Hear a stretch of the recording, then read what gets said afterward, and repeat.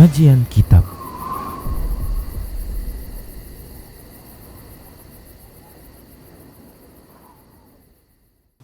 Bismillah, assalamualaikum warahmatullahi wabarakatuh.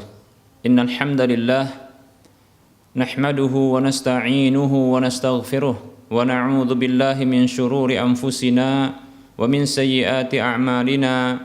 Man yahdihillahu fala mudhillalah wa man yudlilhu fala hadiyalah. Wa asyhadu an la ilaha illallah wahdahu la syarikalah wa asyhadu anna Muhammadan abduhu wa rasuluhu sallallahu alaihi wasallam. Qala Allahu tabaraka wa ta'ala, ya ayyuhalladzina amanu taqullaha haqqa tuqatih wa la tamutunna illa wa antum muslimun. Ya ayyuhan nasu taqu rabbakum alladzi khalaqakum min nafsin wahidah wa khalaqa minha zawjaha wa bassa minhuma rijalan katsiran wa nisaa'a wattaqullaha alladzi tasaaluna bihi wal arham innallaha kana 'alaikum raqiba.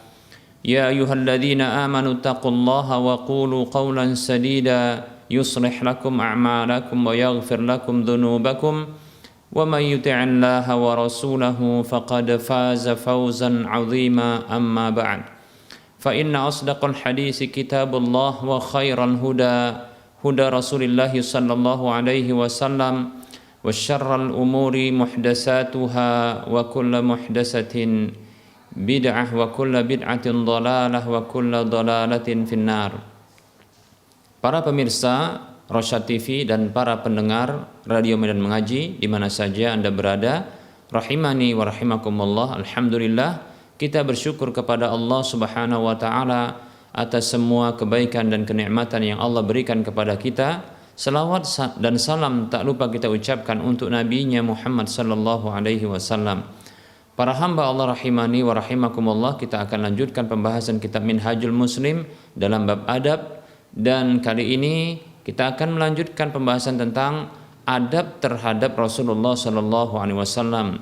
Seorang mukmin, seorang muslim, maka wajib baginya untuk memiliki adab yang sempurna, adab yang mulia terhadap Rasulullah sallallahu alaihi wasallam. Berikut ini di antara sebab-sebab yang mengharuskan seorang mukmin dia beradab kepada Rasulullah sallallahu alaihi wasallam, yaitu bahwa Allah Subhanahu wa taala telah mewajibkan kepada orang-orang beriman, baik laki-laki maupun perempuan, untuk mentaati beliau Nabi kita Muhammad sallallahu alaihi wasallam, sekaligus mewajibkan kepada kita untuk mencintai beliau. Allah Subhanahu wa taala berfirman di dalam surah Muhammad ayat 33, Allah mengatakan, a'udzu billahi minasyaitonir rajim, ya ayyuhalladzina amanu ati'ullaha wa ati'ur rasul. Allah berfirman yang artinya, wahai orang-orang beriman. Nah, di sini Allah kembali menyeru dan memanggil orang-orang beriman. Bagi siapa saja di antara kita yang merasa beriman, maka terpanggil dengan ayat ini. Dipanggil oleh Allah melalui ayat ini agar kita memperhatikan apa yang akan disampaikan oleh Allah Subhanahu wa taala pada ungkapan berikutnya, yaitu ati'ullaha wa ati'ur rasul. Taatilah Allah dan taati Rasul. Ini perintah Allah Subhanahu wa taala untuk mentaati dirinya dan mentaati Rasulnya Muhammad sallallahu alaihi wasallam. Jadi wajib, karena hukum asal perintah adalah wajib untuk mentaati Allah dan Rasulnya. Baik, dalam ayat berikutnya, yaitu di ayat yang ke-63 dari surah An-Nur, Allah Subhanahu wa taala berfirman, a'udzu billahi minasyaitonir rajim, falyahdharil ladzina yukhalifuna an amrihi an tusibahum fitnatun aw yusibahum adzabun alim. Allah tabaraka wa taala berfirman yang artinya, maka hendaklah berhati-hati dan waspada orang-orang yang menyalahi, menyelisihi perintah nabinya, perintah rasulnya. Mereka itu ditimpa oleh fitnah, yaitu bala musibah, atau mereka ditimpa oleh adab yang pedih. Baik para hamba Allah rahimani wa rahimakumullah, dalam ayat ini, lewat ayat ini Allah Subhanahu wa taala mengancam siapa saja yang menyalahi perintah Rasulullah sallallahu alaihi wasallam agar dia berhati-hati dan waspada, ya, ketika dia menyalahi perintah Rasulnya Sallallahu Alaihi Wasallam, dia diancam dengan ditimpakan kepadanya ujian, bala, musibah kepadanya, dan azab yang pedih. Ini menunjukkan wajibnya bagi kita untuk mentaati Rasulnya, bukan malah menyalahi perintahnya, menyelisihi aturannya. Baik para hamba Allah rahimani wa rahimakumullah, dalam ayat yang lain pula dalam surah Al-Hasyr ayat 7 Allah berfirman, A'udzu billahi minasyaitonir rajim, wa ma ataakumur rasulu fakhudhuhu wa ma nahakum anhu fantahu. Allah tabaraka wa taala berfirman, dan apa saja yang datang Rasul itu dengan membawanya kepada kalian, maka ambillah. Apa saja yang dibawa oleh Rasul tersebut kepada kalian, maka ambillah. Dan apa saja yang dia larang kalian darinya, maka tinggalkanlah, maka berhentilah. Baik para hamba Allah rahimani wa rahimakumullah, lewat ayat ini Allah Subhanahu wa taala memerintahkan kepada kita untuk mengambil, untuk menjadikan pegangan apa saja yang dibawa oleh Rasul tersebut sallallahu alaihi wasallam, yaitu berupa petunjuk ajarannya, berupa bimbingannya, berupa arahannya, berupa ajarannya, ya, wejangan-wejangannya. Maka ini diperintahkan oleh Allah Subhanahu wa taala bagi kita para hamba untuk mengambil dari beliau dan menjadikan pegangan hal itu dalam kehidupan kita sehari-hari.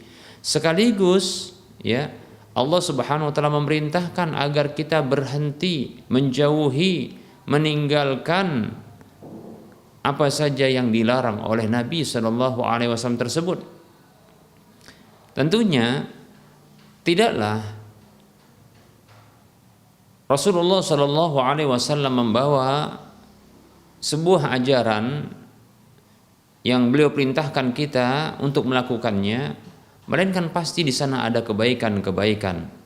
Demikian pula tidaklah Allah Subhanahu Wa Taala lewat Rasulnya Muhammad Sallallahu Alaihi Wasallam melarang beberapa atau berbagai larangan-larangan, melainkan pasti pada larangan tersebut ada keburukan-keburukan yang ingin dihindarkan oleh Allah dan Rasulnya dari manusia, para hamba. Baik para muslim rahimani wa rahimakumullah.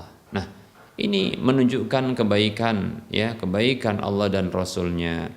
Baik para hamba Allah rahimani wa rahimakumullah. Berikutnya Allah Subhanahu wa taala berfirman dalam surah Ali Imran ayat 31, Allah berfirman, A'udzu billahi minasyaitonir rajim. Qul in kuntum tuhibbunallaha fattabi'uni yuhibbukumullahu wa yaghfir lakum dzunubakum. Wallahu ghafurur rahim. Allah tabaraka wa taala berfirman yang artinya, katakan Muhammad sallallahu alaihi wasallam, katakan Muhammad sallallahu alaihi wasallam kepada umatmu, kepada manusia, bila kalian benar-benar mencintai Allah Subhanahu wa taala, maka ikutilah aku, yaitu ikuti yang mengucapkan itu, Nabi Muhammad sallallahu alaihi wasallam maksudnya, ya. Maka akan didapatkan, ya, yuhibbukumullah, Allah pasti mencintai kalian, wa yaghfir lakum dzunubakum, dan menghapuskan dosa-dosa kalian, wallahu ghafurur rahim, dan Allah Maha Pengampun lagi Maha Penyayang. Baik para hamba Allah rahimani wa rahmakumullah, lewat ayat ini memerintahkan kepada nabinya Muhammad sallallahu alaihi wasallam untuk menyampaikan kepada umat manusia, ya, siapa saja di antara mereka yang mencintai Sang Penciptanya, yang mencintai penguasa jagat raya, yang mencintai zat yang telah berbuat baik kepada mereka, ya, maka cinta tersebut harus dibuktikan, cinta tersebut harus direalisasikan dengan cara mengikuti petunjuk utusan Sang Pencipta tersebut, utusan zat yang dicinta tersebut, ya, yaitu Nabi kita Muhammad sallallahu alaihi wasallam. Maka balasan dari, ya, mengikuti petunjuk dari utusan zat yang menciptakan tersebut, maka zat tersebut akan mencintai dan mengampuni dosa-dosa mereka. Baik para hamba Allah rahimani wa rahimakumullah. Nah, ini menunjukkan kita harus memiliki adab terhadap Rasulullah SAW. Ternyata ya Allah jadikan standar cinta kepada Allah Subhanahu wa taala adalah dengan mengikuti Rasulnya. Ya. Standar cinta ya kepada Allah Subhanahu wa taala itu adalah dengan mengikuti Rasulnya, utusannya, Nabi kita Muhammad sallallahu alaihi wasallam. Bahkan dengan cara itu pula mengikuti Nabi Muhammad sallallahu alaihi wasallam, maka akan didapatkan kecintaan ya dari penguasa jagat raya dan pengampunan dari ya pemilik alam semesta, Allah Jalla fil Ula. Baik para hamba Allah rahimani rahimakumullah, ini menunjukkan kedudukan yang besar yang dimiliki Nabi kita Muhammad sallallahu alaihi wasallam. Maka sangat pantas seorang mukmin, seorang muslim itu memiliki adab yang sempurna, adab yang mulia di hadapan Rasulullah sallallahu alaihi wasallam, terhadap Rasulullah Muhammad sallallahu alaihi wasallam. Demikian. Nah, demikian ya. Nah, tentunya orang yang wajib untuk ditaati dan diharamkan untuk menyelisihi ya dan menyalahi, orang yang wajib untuk ditaati sekaligus ya larangannya, aturannya, petunjuknya tidak boleh disalahi dan diselisihi, maka orang seperti ini itu orang yang memiliki kedudukan yang tinggi di hadapan Allah. Maka wajib ya bagi kita untuk beradab mulia kepada beliau ya, terhadap beliau ya di semua keadaan kita. Demikian. Bahkan di antara tuntutan beradab mulia terhadap Rasulullah sallallahu alaihi wasallam berdasarkan ya surah Ali Imran ayat 31 tadi adalah dengan cara mengikuti beliau sallallahu alaihi wasallam ya. Sungguh aneh kita dapatkan ada orang yang begitu ngaku cinta kepada Rasulullah SAW, ya, begitu memuliakan dalam ungkapannya, memuliakan Rasulullah SAW, bahkan memuji secara berlebihan terhadap Rasulullah SAW. Namun luar biasa, petunjuk ajarannya tak mau untuk dilaksanakan, petunjuk ajaran Rasulullah Muhammad SAW tak mau dikerjakan, tidak ingin dilaksanakan. Demikian. Bahkan ya ketika ada orang yang menyampaikan kepada orang tersebut yang dalam lisannya, dalam ungkapannya begitu mengagungkan Nabi sallallahu alaihi wasallam, seolah-olah ketika mendengarkan nama Nabi sallallahu alaihi wasallam begitu rindunya ya kepada Nabi sallallahu alaihi wasallam, menunjukkan seolah-olah dia cinta yang berat terhadap Nabi sallallahu alaihi wasallam. Namun sayang, sungguh sayang ya, kita dapatkan orang seperti ini tatkala ya ada orang yang mengajaknya atau menyeru orang lain, mengajak orang lain ya untuk mengikuti petunjuk Nabi sallallahu alaihi wasallam dalam kehidupan sehari-hari ya. Bahkan disampaikan sabda Nabi sallallahu alaihi wasallam ya, Rasulullah SAW bersabda demikian, Allah berfirman. Malah orang-orang yang seperti ini yang mengajak bahkan mengamalkan ya petunjuk Nabi dalam hadis-hadis beliau sallallahu alaihi wasallam itu dibenci oleh orang yang mengaku cinta tersebut, dimusuhi oleh orang-orang yang mengaku cinta ya dalam lisannya saja. Demikian. Yang dia mengaku cinta hanya dalam lisan saja. Namun dalam perbuatan ketika disampaikan sabda Nabi sallallahu alaihi wasallam yang sahih, yang benar, anehnya orang seperti ini malah membenturkan dan mempertentangkan perkataan gurunya, kiainya, habibnya, maaf ini kita sebutkan demikian, kiainya, habibnya, gurunya, tuan guru, tuan syekhnya, itu dengan perkataan Nabi Shallallahu Alaihi Wasallam. Ini tidak beradab, ini tidak beradab, ya demikian. Di antara ya, bentuk adab kepada Nabi Shallallahu Alaihi Wasallam adalah mendahulukan pernyataan Nabi, perkataan Nabi, sabda Nabi sallallahu alaihi wasallam ketimbang semua perkataan manusia.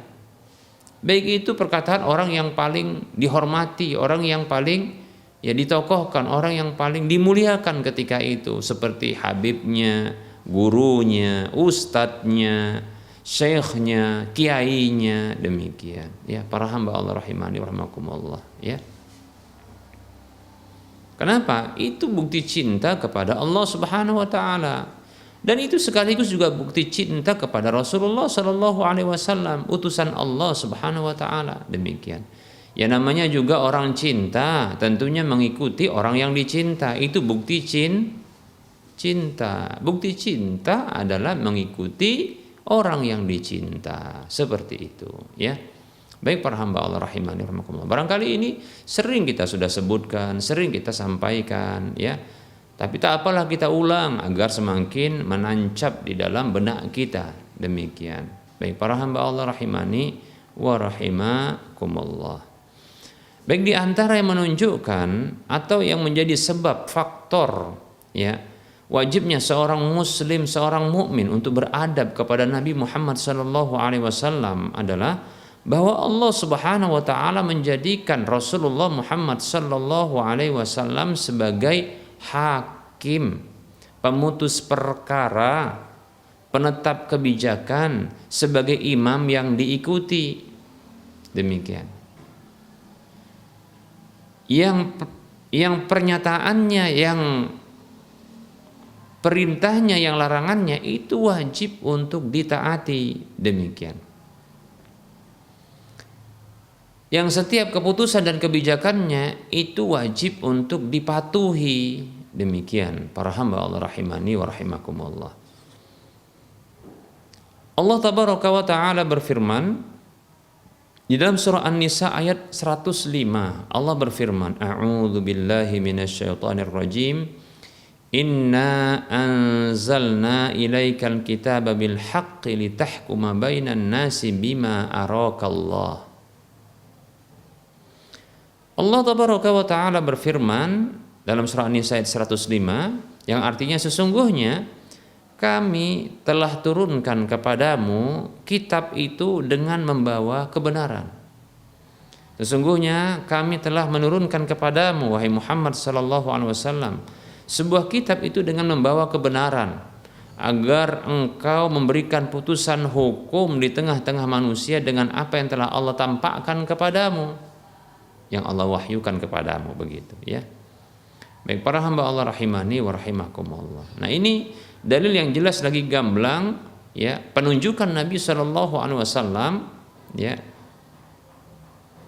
agar beliau dijadikan sebagai pemutus hukum, ya, pembuat kebijakan, ya, keputusan terhadap permasalahan yang ada di tengah-tengah manusia. Demikian para hamba Allah rahimani wa rahimakumullah.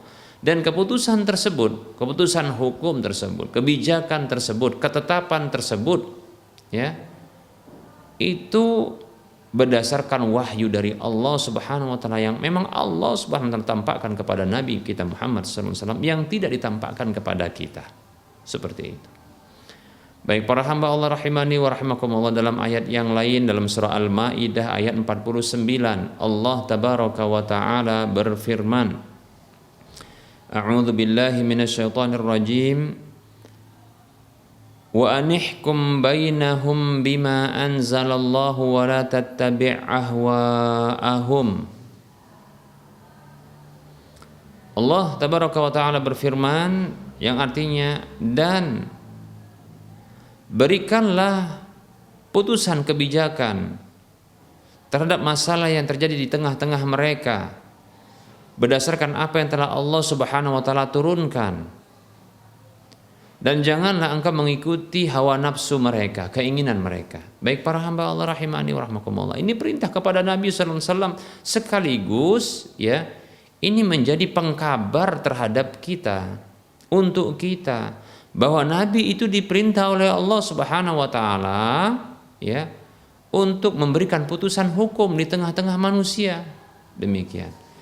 Dan beliau ketika memutuskan hukum, kebijakan, ketetapan itu berdasarkan wahyu yang Allah turunkan, bukan berdasarkan hawa nafsu beliau, ya. Dalam surah An-Najm ayat 3 dan 4 Allah berfirman, A'udzu billahi minasyaitonir rajim. Wa ma yantiqu 'anil hawa in huwa illa wahyu yuha. Tidaklah dia itu berbicara berasal dari hawa nafsunya, tidaklah ucapannya melainkan wahyu yang diwahyukan kepadanya. Itu wahyu dari Allah Subhanahu wa taala. Allah yang menurunkannya kepada beliau, Allah yang menampakkannya kepada beliau sallallahu alaihi wasallam. Bahkan beliau diperintahkan oleh Allah untuk memutuskan putusan hukum, kebijakan, ketetapan di tengah-tengah manusia terhadap apa yang mereka perselisihkan, seperti itu. Dan Nabi kita Muhammad SAW dilarang untuk mengikuti keinginan-keinginan kita.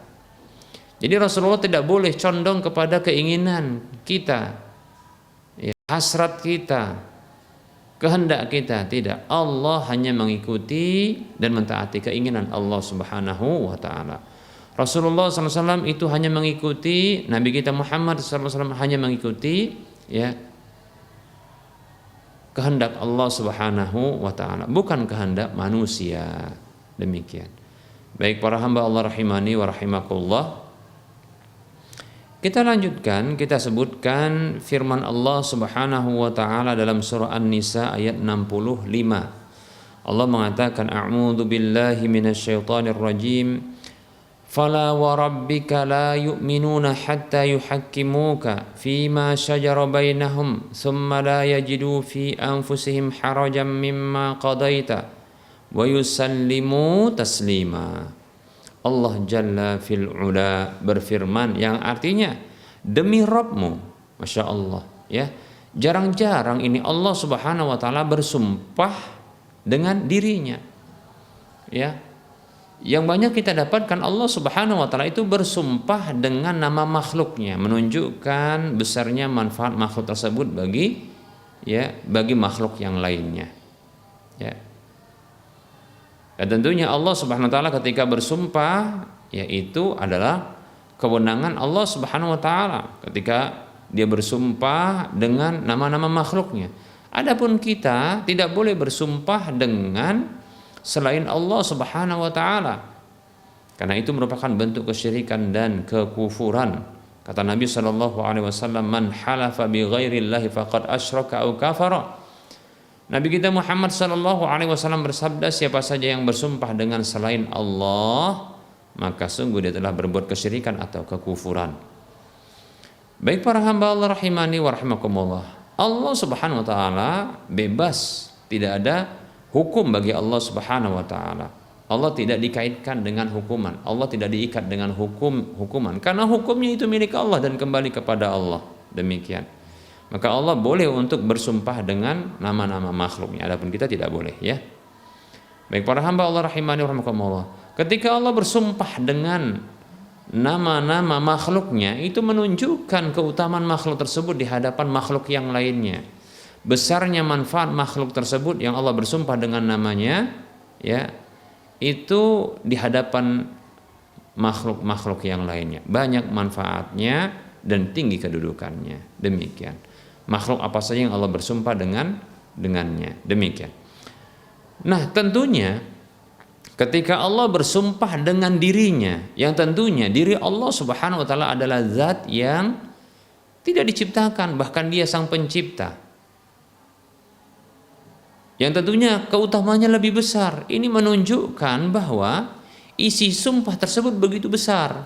Allah bersumpah, fala wa rabbika, demi Rabbmu, ya. Ini menunjukkan begitu besarnya, ya, isi sumpah tersebut, begitu tingginya kedudukan, ya, isi sumpah tersebut. Demikian. Begitu, ya, lebih afdolnya, ya, kedudukan dari isi sumpah tersebut, karena Allah bersumpah dengan dirinya.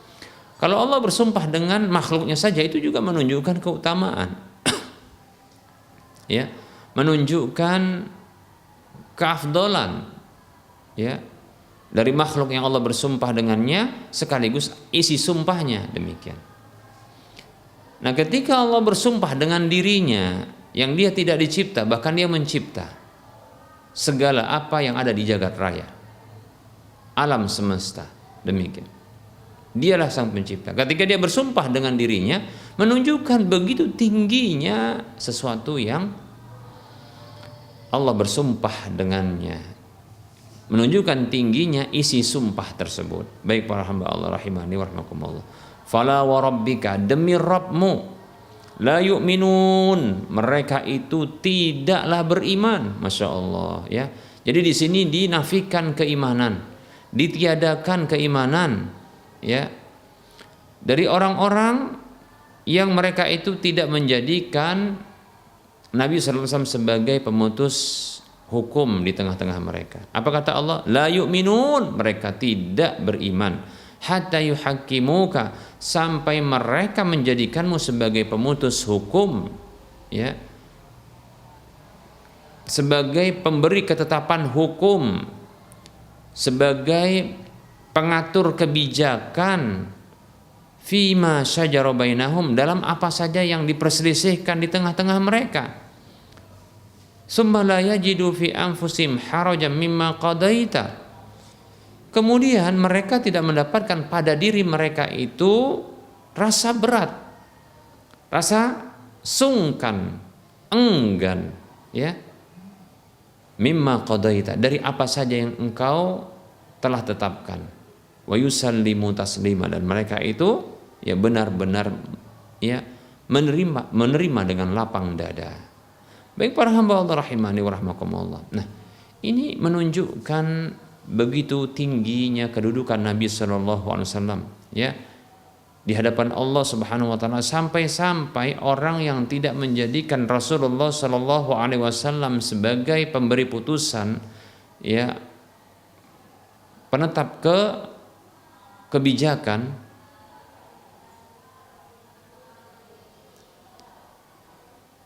dan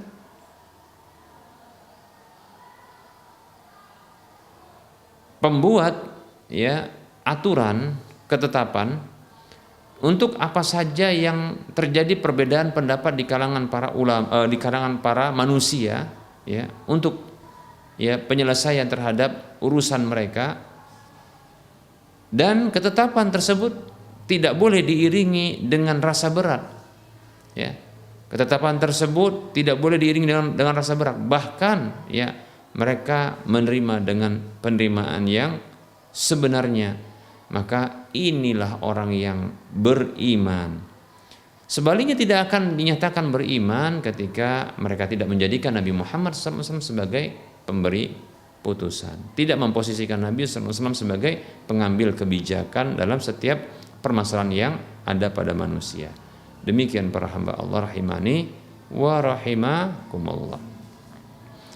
Baik para hamba Allah rahimani wa rahimakumullah, ayat yang terakhir yang akan kita sebutkan pada pertemuan kali ini ya adalah firman Allah Subhanahu wa taala dalam surah Al-Ahzab ayat 21 ya, surah Al-Ahzab ayat 21.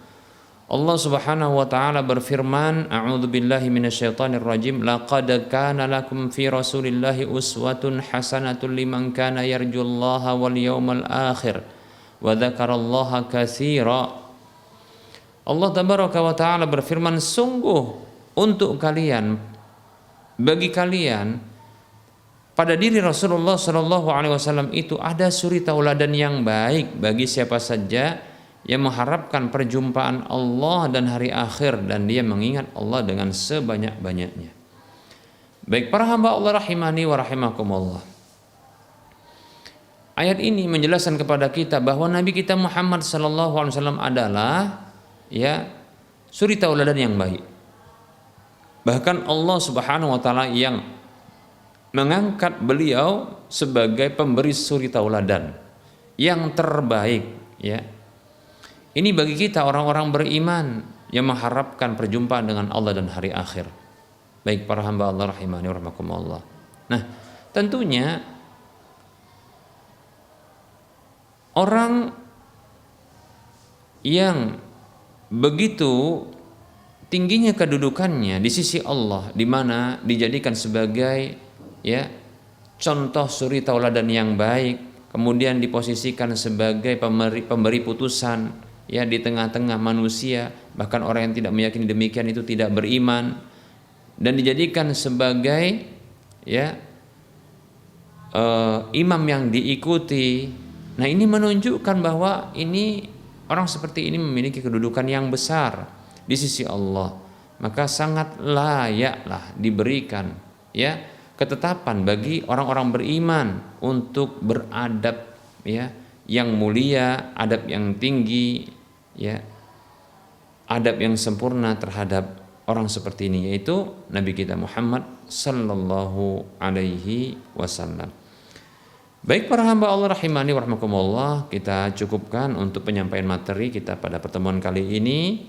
Insyaallah taala kita akan lanjutkan pada waktu mendatang. Kita buka saja sesi soal jawab ya bagi para pemirsa yang ingin berinteraktif langsung.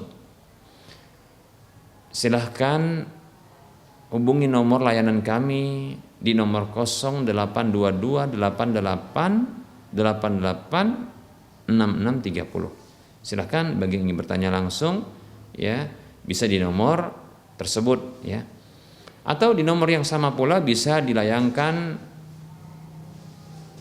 pertanyaan ya lewat tulisan. Silahkan di nomor 088 0822 8888 6630 demikian. Atau di nomor yang lain ya 0852 6190 4177. Baik para hamba Allah rahimani wa rahmakumullah, kita menanti pertanyaan dari para pemirsa sekalian.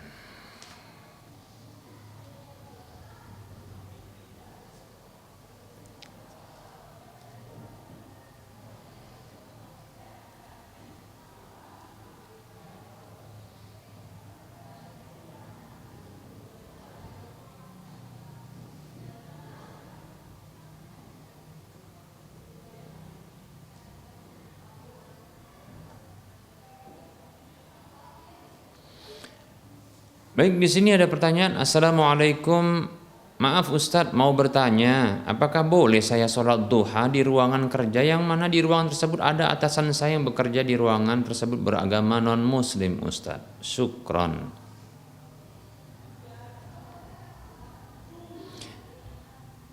Waalaikumsalam warahmatullahi wabarakatuh.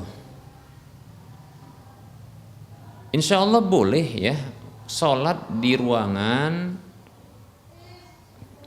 kerja, kantor atau yang semisalnya, asalkan ya terpenuhi syarat-syarat sahnya sholat ya beserta dengan rukun-rukunnya ya. Kalaulah yang dimaksudkan adanya orang kafir di tempat sholat tersebut ya, apakah ini mengganggu keabsahan sholat? Jawabannya tidak ya, jawabannya tidak. Bahkan Nabi kita Muhammad sallallahu alaihi wasallam pernah meletakkan tawanan perang itu di Masjid Nabawi dan mengikatnya di salah satu tiangnya. Tawanan perang ini ya dimaksudkan ketika ditawan dan diikat di tiang masjid agar menyaksikan ya keindahan dari kebersamaan kaum muslimin ya di dalam ibadah kepada Allah Subhanahu wa taala, dan ini menunjukkan ya cerminan kebersamaan kaum muslimin di setiap hal demikian ya, sehingga dengan itu pula ya dia kemudian masuk ke dalam Islam seperti itu ya. Jadi ya boleh untuk melakukan sholat duha di ruangan yang asalkan dia bersih ruangannya ya, bersih, tidak bernajis demikian ya. Walaupun di ruangan tersebut ada orang kafir tidak masalah, tidak mempengaruhi keabsahan sholat asalkan ikhlas karena Allah. Nah itu dia ya. Ya, tujuan sholat tersebut bukanlah untuk riya agar dilihat bahwasanya ini orang soleh, ini bawahanku bagus ya, ingin mendapatkan pujian, sanjungan, sebutan demikian, maka ini tentunya penghancur dari amal demikian ya. Wallahu taala alam, semoga Allah memberikan keikhlasan senantiasa kepada kita, amin ya rabbal alamin.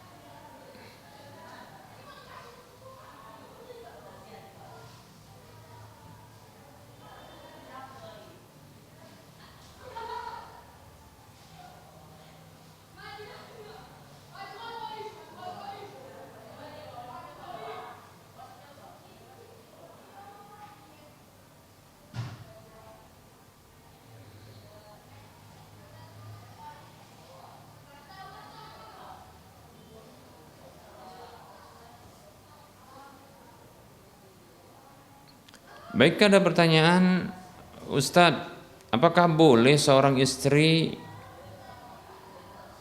berkaitan dengan keluhannya, misal sakit bekas jahitan, susah BAB karena bekas melahirkan, lebih dulu melaporkan ke orang tuanya daripada ke suaminya?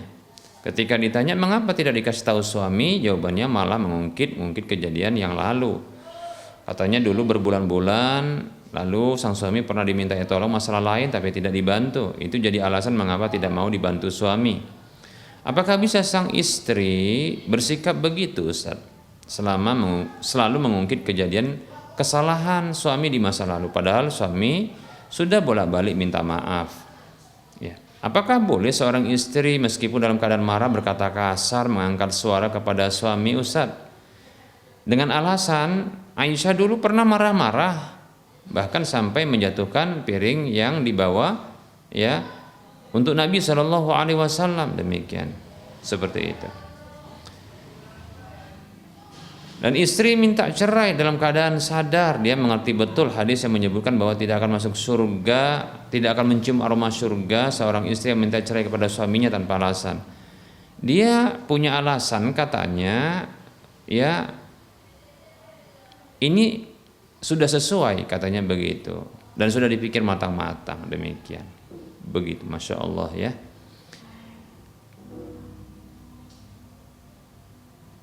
Bismillah. Yang saya dapatkan ya, sesungguhnya istri kita siapapun ya, mereka ini memang diciptakan oleh Allah Subhanahu wa taala bengkok dan kurang akalnya. Oleh karenanya, kita sebagai suami hendaknya memahami hal seperti ini. Kondisi di mana seorang istri senantiasa bengkok dan selalu kurang akal untuk bisa mencerna permasalahan-permasalahan yang pelik. Ya. Dan ketika dihadapkan kepada sebuah permasalahan, maka nalarnya itu sulit untuk bisa dipergunakan, akalnya sulit untuk bisa dikedepankan. Ya, lebih-lebih wahyu mau dikedepankan, yaitu ya firman Allah dan sabda Rasulullah, demikian. Ya, maka wanita karena kurang akalnya, dan itu memang benar demikian, sabda Nabi yang mengatakan naqisatu aqlin, kurang akal, sehingga dalam setiap masalah terkadang mereka ini mendahulukan perasaan.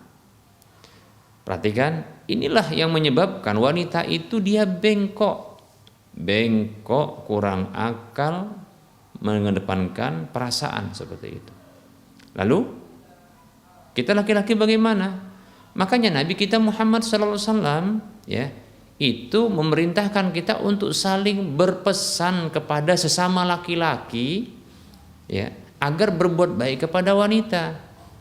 Istausu bin nisa'i khaira, begitu kata Nabi. Hadis riwayat Muslim. Ya, Bukhari Muslim. Salinglah berpesan untuk berbuat baik kepada para wanita. Karena sesungguhnya mereka itu diciptakan dari tulang rusuk. Dan tulang rusuk yang paling bengkok adalah yang paling atasnya. Demikian, seperti itu. Begitu kata Nabi SAW. Memang mereka bengkok. Oleh karenanya, sebagai seorang suami, yang pertama sekali kita miliki adalah kemakluman. Mungkin bahasa seperti ini maklum begitu ya. Kemakluman. Menyadari kekurangan mereka ini. Ya. Menyadari kekurangan mereka, sehingga ketika mendapatkan kekurangan pada diri mereka, kita mengalami kemakluman. Ya, betul, mereka ini tidak boleh beralasan dengan kesalahan-kesalahan yang dilakukan oleh orang-orang terdahulu untuk membenarkan tindakan mereka. Betul, sebagaimana kita juga tidak boleh seperti itu. Tentu seorang istri yang dia membentak-bentak suami, mengangkat suara yang tinggi di hadapan suami, ini bentuk kemaksiatan. Ya. Ini bentuk kedurhakaan terhadap suami. Ya. Ini betul kedurhakaan. Dan sebuah kesalahan yang besar apabila dijadikan oleh sang istri hal tersebut, ya, atau dijadikan ya pembenaran untuk hal tersebut. Tindakan Aisyah radhiyallahu anha yang pernah marah ya dan cemburu, lalu ya menumpahkan dan memecahkan wadah makanan sampai tumpah juga makanannya, ya, yang diarahkan kepada Nabi ketika itu di rumah Aisyah radhiyallahu anha. Ya. Ini tidak boleh dijadikan alasan karena ini sebuah kesalahan.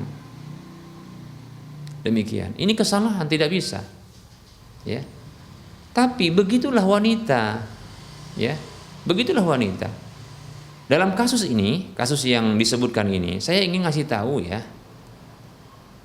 betapa ujian yang dihadapi Nabi SAW dari istri beliau yang tercinta, yang beliau cintai ini, itu lebih berat ketimbang apa yang kita dapatkan. Ini maksud saya supaya bisa memahami. Saya akan coba ceritakan, perhatikan. Ketika Nabi SAW berada di rumah Aisyah, karena itu giliran Aisyah. Dan ketika itu Nabi SAW bersama dengan para sahabat yang lain yang ada di rumah tersebut. Ya, jadi ketika itu Nabi tidak sendiri, tapi ada sahabat-sahabat yang lain. Lalu datanglah salah satu pembantu atau pelayan dari istri Nabi SAW yang lainnya sambil membawa makanan kepada Nabi SAW, yang maksudnya adalah kebaikan.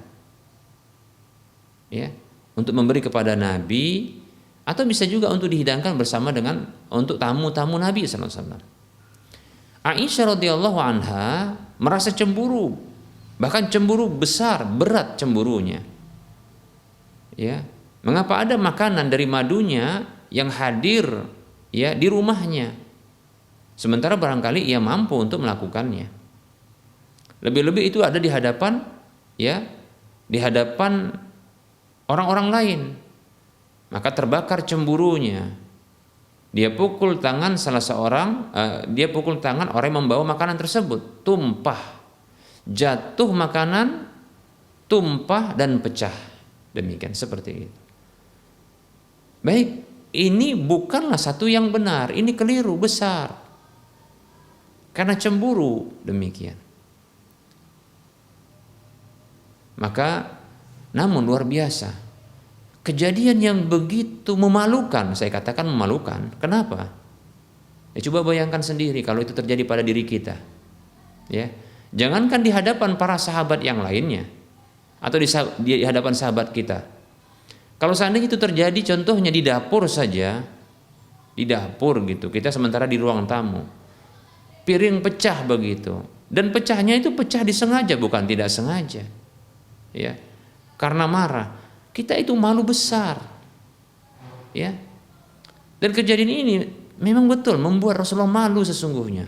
Tapi masya Allah, ya, begitu indahnya sikap Nabi di dalam menghadapi kondisi seperti ini. Coba perhatikan, beliau melakukan sebuah tindakan di mana ini meredam dua sisi sekaligus. Yaitu sisi dari Aisyah radhiyallahu anha sekaligus sisi tamu-tamu yang hadir ketika itu. Rasulullah SAW pertama sekali mengatakan, Rasulullah pertama sekali sambil ya mengutip, jadi beliau merunduk ya sembari mengutip makanan yang jatuh. Beliau mengucapkan sebuah ungkapan, gharrat ummukum, ibu kalian telah cemburu. Luar biasa, ungkapan ini sesungguhnya meredam persangkaan buruk terhadap Aisyah dari tamu-tamu Rasulullah SAW. Ungkapan ini, Rasulullah ingin menyadarkan kepada orang yang hadir, tamu-tamunya, bahwasanya yang sedang cemburu dan melakukan kesalahan ini adalah ibu kalian. Karena memang demikian, ya. Istri Nabi adalah ibu Ummul Mukminin, ibunya orang-orang beriman. Sebagaimana kita memaklumi kalau ibu kita melakukan sebuah tindakan walaupun salah, itu kita maklumi. Oh iya, ibu nih. Salah ibu, kan begitu ya. Ibu sendiri salah, dimaklumi, kan begitu. Ditambah lagi kesalahannya karena cemburu. Oh iya, memang perempuan sering cemburu, kan begitu. Tambah maklum lagi, kan begitu. Dimaklumi akhirnya, seperti itu. Sekaligus Rasulullah SAW mendinginkan Aisyah dengan mengutip makanan. Bukan malah memarahi Aisyah, bahkan menceraikan Aisyah, tidak. Beliau sendiri yang mengutip makanan dengan kerendahan hati dan ketawaduan hati beliau. Beliau merunduk, ya, mengutip makanan, memungut makanan, ya. Begitu juga wadah yang pecah. Disebutkan dalam satu riwayat, beliau mengatakan kepada Aisyah, ya, memerintahkan Aisyah untuk mengganti wadah tersebut. Masya Allah, luar biasa. Makanan tetap diterima, tapi wadah diganti. Seperti itu. Luar biasa. Gimana kalau kejadian itu terjadi sama kita di hadapan tamu-tamu kita? Mungkin Masya Allah, ya, babak belur itu istri nantinya. Kan begitu ya. Atau tak tertahan, mungkin emosi seketika. Tapi ini teladan kita, Nabi kita Muhammad Sallallahu Alaihi Wasallam, ya, yang luar biasa. Kita sabar. Kita nggak pernah diuji seperti ujian yang menimpa Nabi Sallallahu Alaihi Wasallam. Ya, beliau bisa bersabar, bahkan solusi atau cara atau sikap yang muncul dari beliau untuk menghadapi situasi yang demikian itu begitu indah sekali. Ya, semoga Allah Subhanahu wa taala memberikan taufik kepada kita untuk bisa meneladani Nabi, mencontoh Nabi sallallahu alaihi wasallam dalam setiap kondisi kita. Demikian indah sekali, ya. Seperti itu. Akhirnya Rasul tidak malu. Tidak ada malu. Padahal itu sangat membuat Rasulullah malu. Tapi Rasul tidak malu. Memaklumkan, ya, orang-orang yang ada di sekitar dan memaklumkan Aisyah radhiyallahu anha. Demikian, seperti itu, ya. Ya sudah, maafkan saja, ya. Insya Allah Ta'ala ketika kita mampu untuk menyadari kekurangan istri, dan satu lagi kita harus melihat kelebihan istri. Karena memang Nabi SAW memerintahkan kita demikian, mengisyaratkan demikian. Dalam sebuah hadis riwayat Muslim, Nabi kita Muhammad SAW bersabda, la yafraku mu'minun mu'minatan in kariha minha khuluqan radiya minha akhara. Kata Nabi SAW, janganlah ada seorang muslim mukmin, laki-laki mukmin yang membenci perempuan mukminah. Maksud Nabi ini adalah seorang suami yang beriman terhadap istrinya yang beriman. Jangan dibenci. In kariha minha khuluqan, kalau dia tak suka salah satu dari karakternya, radiya minha akhar, dia bisa ridho dari akhlak yang lainnya, karakter yang lainnya. Nah, di sini Nabi SAW, ya, mensyariatkan kepada kita laki-laki suami, para suami untuk melihat kelebihan, jangan lihat kekurangan. Para istri itu sudah dari asalnya memang kurang dia. Jadi nggak pun dicari-cari kekurangan kesalahannya, sudah kurang dan salah gitu. Lawang bengkok dia, kurang akal dia. Nah, kemakluman kita menyadari kekurangan istri ini membuat kita maklum. Perintah Nabi untuk melihat kelebihan membuat kita juga semakin bertambah sabar gitu. Ini bimbingan Nabi loh, bukan saya. Saya pun belajar sesungguhnya, ya. Saya belajar. Kita harus belajar. Allah jadikan Nabi kita Muhammad SAW sebagai teladan terbaik, contoh Nabi. Demikian, seperti itu. Malah istri beliau 9, Masya Allah. Kita 1 aja, ya Allah, ya.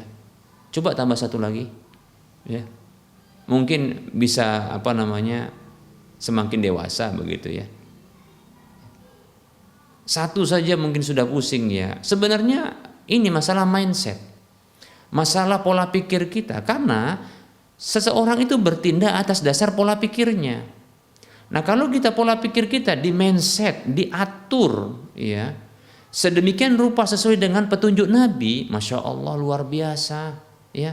Maka bisa jadi kita ini betul-betul seperti Nabi, walaupun nggak persis, tapi paling tidak, ya petunjuk Nabi ini bisa kita ikuti dengan cara pertama sekali mindsetnya, pola pikirnya kita rubah, begitu ya.